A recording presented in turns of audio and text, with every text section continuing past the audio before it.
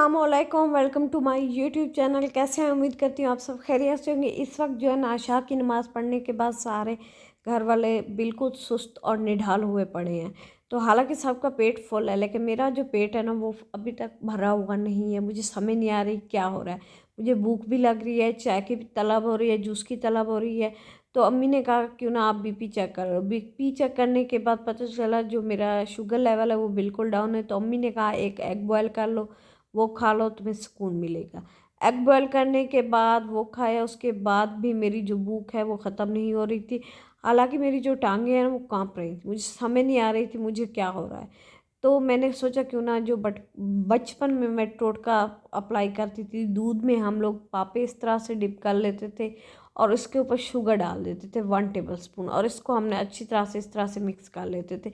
ये थोड़े से सॉफ्ट हो जाते हैं और थोड़े से क्रंची होते हैं। वाह, बड़ा मज़ा आता है। अच्छा, आप मुझे बताना कि इस तरह से आपने अपने बचपन में खाया है?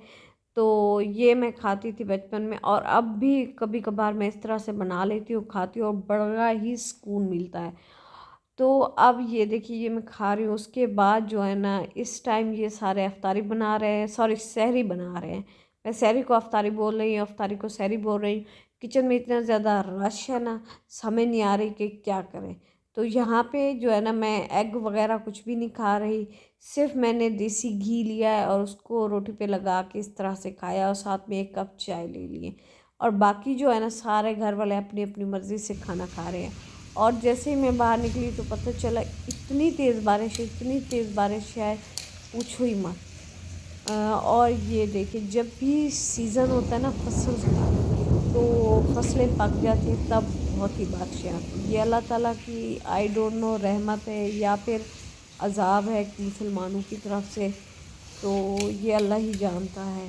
हमेशा मैं जब से बड़ी हुई हूँ मैंने यही देखा है, जब भी फसल पक जाती है तो बारिशें बहुत ज़्यादा आती हैं। कभी कभार तो ऐसा होता है कि फ़सल को बिल्कुल तबाह कर दी जाती है।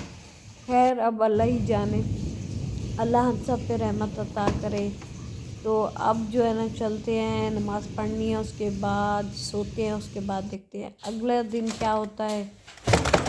जी, अब ज़ोहर की अज़ान हो गई है और अब हो गई है हमारी गुड मॉर्निंग। नमाज़ पढ़ लिए, नमाज़ पढ़ने के बाद अम्मी काफ़ी दिन से कह रही है जाके ग्रॉसरी कर लो, घर में आज कुछ भी नहीं बचा हुआ कि आप लोग किस तरह से अफ्तारी करोगे। तो ये देखिए ये है मेरी फाइनल लुक। तो वो ये देखिए सुबह सवेरे हमारी मॉर्निंग हो गई, तो जाते जाते मुझे 4:30 बज गए घर से निकलते हुए। तैयार हो गई, नमाज़ पढ़ ली, मैंने सोचा क्यों ना असर की नमाज़ पढ़ ले, उसके बाद जाएंगे। असर की नमाज़ पढ़ ली तो अब जा रहे हैं ग्रॉसरी करने। वहाँ जाके देखते हैं कि हमारे लिए कुछ बचा है कि नहीं बचा, क्योंकि मेरी अम्मी कह रही है आज 11वां रोज़ा है तो सब कुछ ऑलमोस्ट ख़त्म हो गया होगा। तो वाकई यहाँ आने के बाद मुझे पता चला सब कुछ ख़त्म नहीं हो गया, पैर रखने की जगह ही नहीं है। एवं खामखा मेरी मम्मा मुझे डांटे जा रही है, डांटे जा रही है। तो यहाँ की आवाम देखने के बाद पता चला कि वाकई जो है ना किसी ने भी ग्रॉसरी ख़रीद के नहीं रखी। सब आते हैं डेली, आके अपनी जो है ना ग्रॉसरी करते हैं फिर चले जाते हैं। ये देखिए यहाँ पे जैसे ही हम घर पहुँचे तो पता चला मामा जो है ना चिकन पुलाव बना रही है। चिकन लिया है 1 kg, उसमें एक लार्ज साइज़ का प्याज ले लिया है, और ये 2 गिलास आई थिंक मामा ने पहले भिगो के रखे हुए हैं, और रायता बिल्कुल रेडी हो चुका है। ये रायते में 1 कटोरी दही ले लें और उसमें 3 क्यूब जो है ना रायते की चटनी बना के उसको हमने फ्रीज़ करके रख देते हैं। उसके बाद उसमें ऐड कर दे, उसको ऐड करने के बाद वो मेल्ट हो जाते हैं, 15 से 20 मिनट में वो बिल्कुल रेडी हो जाता है। एक तो टाइम नहीं होता, अचानक से हम लोग बनाते हैं, समझ नहीं आती।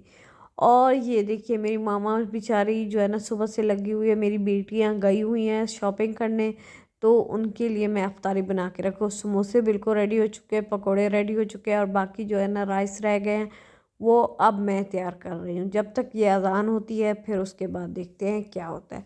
प्याज एक लार्ज साइज़ का लिया है। मेरी जो मामा की रेसिपी है ना बिल्कुल सिंपल और प्लेन है, इसमें कोई मिसाले वगैरह ऐड नहीं करती, कुछ भी नहीं करती। बस प्याज लिए उसको गोल्डन फ्राई किया, ज़्यादा फ्राई नहीं करती। वाइट होते हैं तो उसमें चिकन ऐड कर देते हैं, चिकन की अच्छी तरह से बुनाई करती है, नमक ऐड करती है, और हाँ, जब भुनाई करने लगती है तो उसमें 2 टेबलस्पून भर के गर्म मसाला, बिल्कुल प्लेन गर्म मसाला जो होता है ना, वो ऐड कर देती है। उसमें कोई मसाले वगैरह ऐड नहीं करती। उसके बाद चिकन की अच्छी तरह से भुनाई करती है, चिकन को गोल्डन करती है।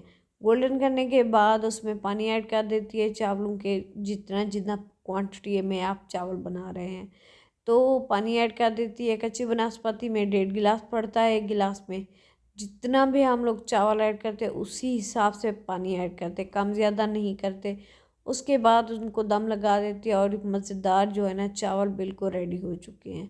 तो अफ्तारी करने के बाद सब ने मगरिब की नमाज़ पढ़ ली, तब तक जो है ना मम्मा ने रेडी कर लिए थे चावल। और अब ये देखिए हमारे मज़ेदार चिकन पुलाव बिल्कुल रेडी हो चुका है। अच्छा, आप मुझे बताना कि आपके घरों में आपकी मामा किस तरह से बनाती है। मेरी जो मामा बिल्कुल सिंपल मेथड से बनाती है। ये जो बिरयानी का कंसेप्ट है हमारे घर में ये अब आया है, वरना हमारे घर में मोस्टली इसी तरह से राइस बनते हैं, चाहे वो मटन के हों, चाहे वो बीफ के हों, चाहे वो चिकन के हों। जिस तरह से हों सेम इसी तरह से बनते हैं। जब हम बड़े हुए तो तब हमें पता चला कि ये बिरयानी भी कोई चीज़ होती है, वरना हमारे घर में बिरयानी का कोई नामो निशान नहीं था। यहाँ पे अब जो है ना खाना खाने के बाद सारे सो गए थे, नमाज तो ऑलमोस्ट सब ने पढ़ ली थी। उसके बाद अब यहाँ पे सहरी का खाना तैयार हो रहा है, सालन बन रहा है। तो अब यहाँ पे मैं व्लॉग को एंड करती हूँ क्योंकि व्लॉग बहुत बड़ा हो गया है। तो ओके, अल्लाह हाफ़िज़, मिलते हैं अगले व्लॉग में। और मुझे अपनी दुआओं में याद रखना और साथ में मुझे अपने पुलाव की रेसिपी ज़रूर देना। आपके घरों में आपकी मामा किस तरह से बनाती है।